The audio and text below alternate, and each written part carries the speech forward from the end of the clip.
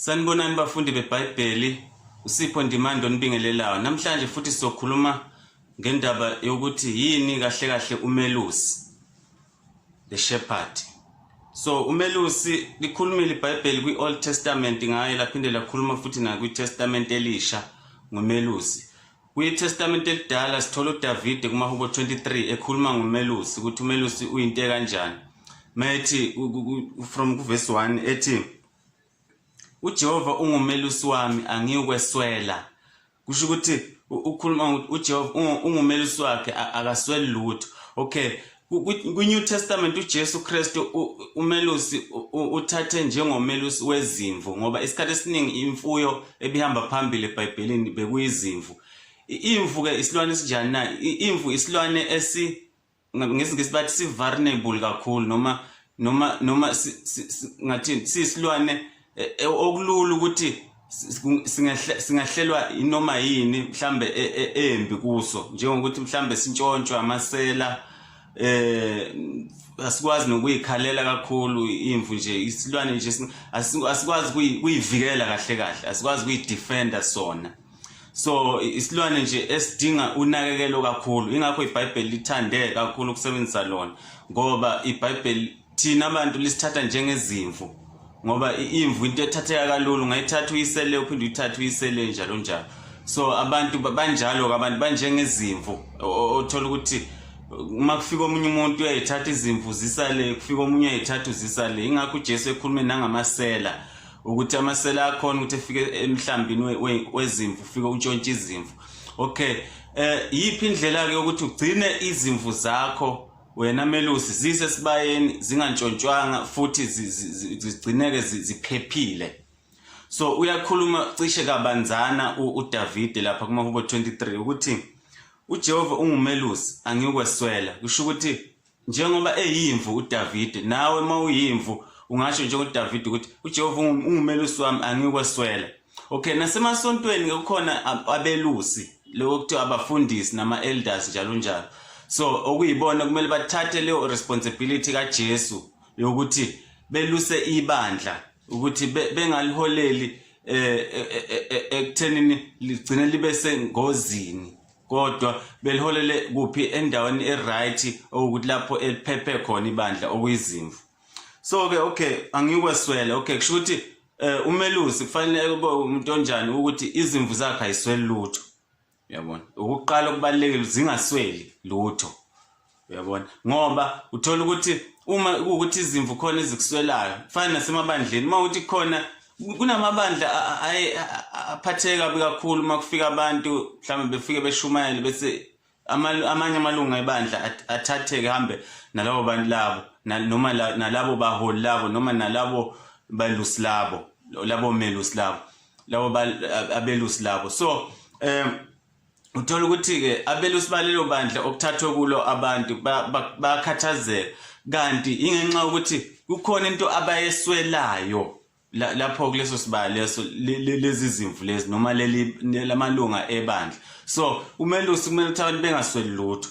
Alright, uthi uyangilalisa emadlelweni aluhlaza. Kusho ukuthi ungilalisa emadlelweni aluhlaza. Kusho ukuthi umelusi omuhle lo sho uJesu ngale fanele izimvu eyilalisa emadlelweni aluhlaza. Kusho ukuthi efune idlelo lihlaza, uthola ukuthi ziyolala nje kugcwele ukudla nje okumnandi okuhlaza nje, zidla nje ngendlela, zidla umathanda. Kusho ukuthi zidla ngisho yilele, kusho ukuthi ukudla kuhlale kukhona nje kukuningi.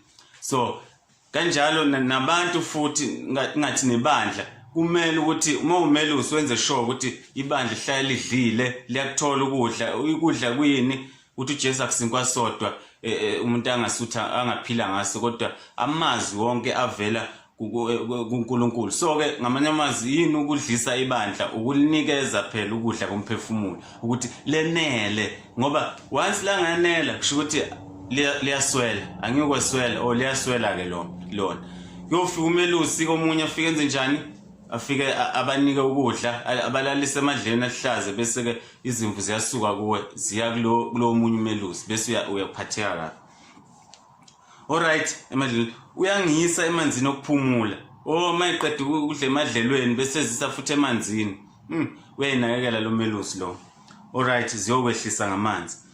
Alright, ubuyisa number 3, ubuyisa umphefumulo wami, uyangihola emadlelweni, uyangihola ezindleleni zokulunga ngenxa yegama lakhe. Ubuyisa umphefumulo wami kusho ukuthi nje ugadile umphefumulo wami uyawubuyisa noma ngabe kwenzakala nje noma ngabe nenkinga. Kusho ukuthi umholi kumele ukuthi asondelane nezimvu, esondelane nabantu, abuyise imphefumulo yabantu. Kusho ukuthi noma ngabe ukuyiphi inkinga kube nanama advice njalo njalo ukuthi abuyise umphefumulo wabantu, engasweli lutho umuntu kumholi, so noma kumelusi. So ke wenze njani futhi uyangisa, okay, uyangihola ezidleleni zokulunga ngenxa yegama lakhe. Nakho ukubalekile ngenxa yegama lakhe umelusi. Okay, uJesu nje obehlonipheke kangaka nje ingoba walilwela igama lakhe lokuba umholi. Kanjani na? Ngokuthi abantu noma izimvu uyiholele endleleni yokulunga, wakushuthi uyiholele, uyitshele iqiniso, akazange abafihlele iqiniso. Uma umholi kumele ukuthi abantu ubatshele iqiniso linjengoba linjalo, ungabi nokuchema ukuthi ngoba kunobani owenza ukuthi okwrong, kusho ukuthi kumele ungakukhulumi lokho ngoba kunobani. Kodwa uma umelusi kumele ukuthi ubathande ibandla, uthande ngokuthi utshele iqiniso linjengoba linjalo.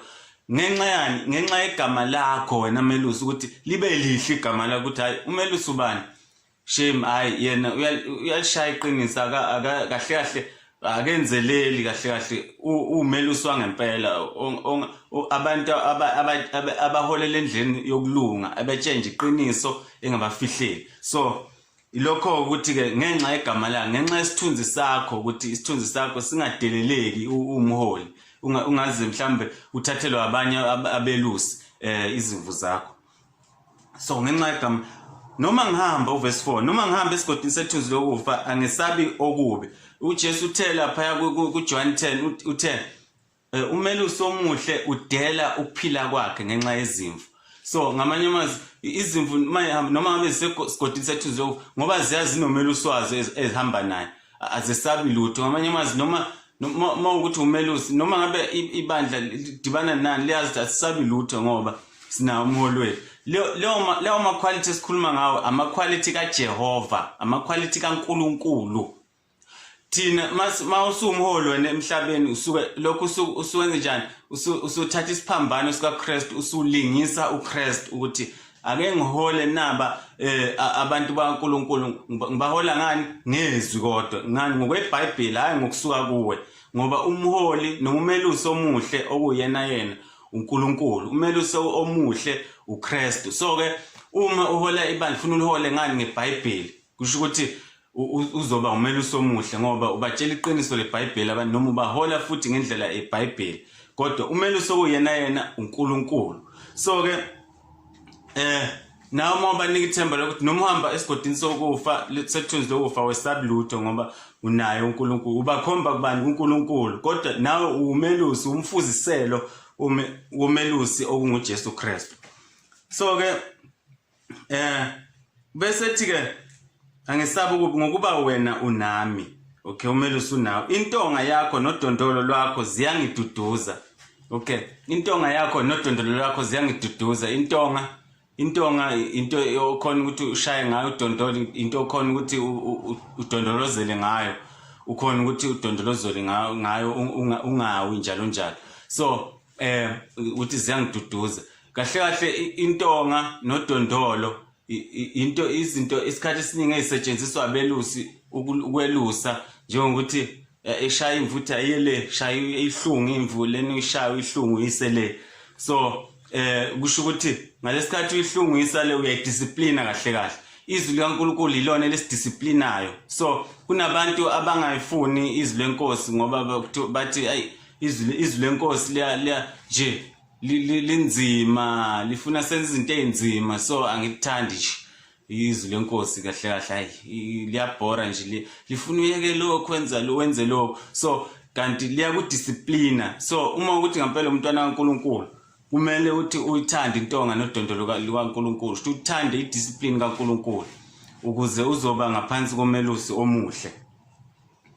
Alright, ulungisa uverse 5 ulungisa itafula phambi kwami ebusweni bezitha zami uyalungisa itafula phambi kwami ebusweni bezitha zami kusho ukuthi uma umelusi omuhle noma kuthiwa zikhona izimpisi nani ezikhona wena ufaka nje izimvu zakhe edlelweni zidle ugade izimpisi ugade inani izinto engenzeka zilimaze izimvu zidle nje zinganako ngoba ziyambona umelusi ukuthi uzozilwela. So kunabantu ukuthi othola ukuthi abantu baze bathathwe omelusi ababi amasela ngenxa ukuthi uthola ukuthi uma ukuthi awushumayela ivangeli leqiniso ebandleni lakho noma ebandleni ohola kulo uma ukuthi awulishumayela ivangeli leqiniso abantu uyabalambisa bayoma bayalamba once balamba kuyofika omunye umelusi noma ngabe omuhle noma ngabe umelusi omubi isela lelishiwo Jesu noma ngabe banofika ngoba nesela nayo linayo indlela yokuthi lazi amavesi yabona lenza ukuthi umuntu abe convinced ukuthi nangu umelusi omuhle kanti liyazi ukuthi liyisela lifuna ukuyomfaka eweni. So ke ukuze uphephise izimvu zakho ukuthi zingathola ngisho naba amasela ke ukuthini wena uyinike ukudla lokho kuyikho ngoba isela liyofika nalo liphethe ukudla njengomuntu oright ongaphatha ukudla nesela liyophatha ukudla akwazi ukuthi kunopoison izimvu azazi ukuthi kunopoison ngoba izimvu sithe isilwane vulnerable kakhulu nje isilwane kahle esingathi si weak nje asikwazi kuyivikela sazi nokubona ukuthi la kunopoison masibona ukudla nje sona. So ke bese kuze kufikele abantu bathatha abantu bebayise endaweni ongafanele ngenxa yani ngokuthi bayalamba abakutholi ukudla. So lungisa itafula ke phambi kwezimvu. Alright, ugcoba ikhanda lami ngamafutha indebe yami yachichima yikho konke njalo kulokhuza lokho ukunakekela izimvu ukuthi nje uyibona uglowa kuChrist uyabona nje uyibone nje umuhle ungasweli lutho. Impela okuhle nomusa kuyakungilandela imihla yonke yokuphila kwami. Impela mangiphethe umelusi okuyena ngihlale nginethemba ukuthi hayi impilo yami yohlala ihamba hayi lokho ukuthi lokwe prosperous gospel lokuthi mhlambe uthi mangikholwa lokusho ukuthi ngeke nje kwenzeke into mhlambe embi empilweni yami cha sisho ukuthi impela okuhle nomusa kuyolokhu kungilandela ngoba nginomelusi yabona nginalo ithemba lami noma kwenzakalani empilweni noma ngabe kuvelani kodwa ngiyazi ukuthi nginalo ithemba lami. So yilokho akusho lapha uDavid ngimhlanga kokuphila ngiyakuhlala endlini kaJehova kuze kube phakade ngiyokuhlala endlini kaJehova ngenxa ukuthi ngithole umelusi okuyena uzongenza ukuthi ngihlale endlini kaJehova imihla yonke yokuphila kwami. So ke umelusi omuhle umelusi ohola ibandla ngobuqotho olihola ngeBhayibheli hayi olihola ngenye indlela acabanga ngayo ukuthi mhlambe i-right ngoba ungacabanga ukuthi i-right indlela eyakho kodwa uthola ukuthi ngelinye la ngizobafaka abantu entweni ongasiyo ngoba akusiyo le eBhayibheli okuyiyona ni le eBhayibheli ukuthi ubahole ngqo ngeBhayibheli. So ke ingakho kuthola ukuthi ke uma abantu bengakutholi unakekelo ikakhulukazi olwezwi abantu bayophuma makufika abanye abantu bebatshela izwi bephuma ebandleni bethathwa abanye abaholi abahle noma belusa abahle noma futhi ababi amasela. So isela umelusi omubi othatha abantu ngenxa ukuthi uyobanika ivangeli elibolile ongasilele eBhayibheli kodwa umelusi omuhle kungenzeka ethathe abanye abantu bebandla eyobanika ini lokho kuyikhona khona umelusi omuhle lo yabo kodwa wena kuze ugcine izimvu zisesibayeni ukuthi wenze njani uzifide uzinakekele. Sengisho ukuthi unganyanyi uma ukuthi abantu awabanika ukudla kufika abanye abazobanika ukudla bebanika ukudla maye kuwe uma kuzofika amasela afike ethathe abantu ebandleni oliholayo abelusi bathatha abantu bawo bafaka eweni bayesihogweni ngelanga lokwahlulela ukuthi uyothini phambi kameli somuhle omkhulu okunguKristu mayese kubuza ukuthi abantu engangikunike bona ukuthi bahole kwenzakala kanjani ukuthi baze baphume esandleni sakho beye ukumasela ukhona wena ungabaniki izwi uyochaza ukuthi why ungabanikanga okuyikhona khona baze baye emaseleni abantu ukhona wena kodwa umholi. So kubalekile ukuthi ke siqikelele ukuthi ibandla silihola ngendlela siba ngomelusi abahle yazi kwesinye isikhathi kuyenzeka ukuthi uthole ukuthi ibandla alazi ukuthi lilambile. Yazi isikhathi esiningi uhambe nalesikhathi eside ungaliniki iqiniso iBhayibheli kube into enganakwa nje amaBible study awekho nje akushunyayelwa kabanzi kuhlale kujahaweni noma isikhathi kuthiwa ayisuka akuthiwe nje kuthiwe wanya.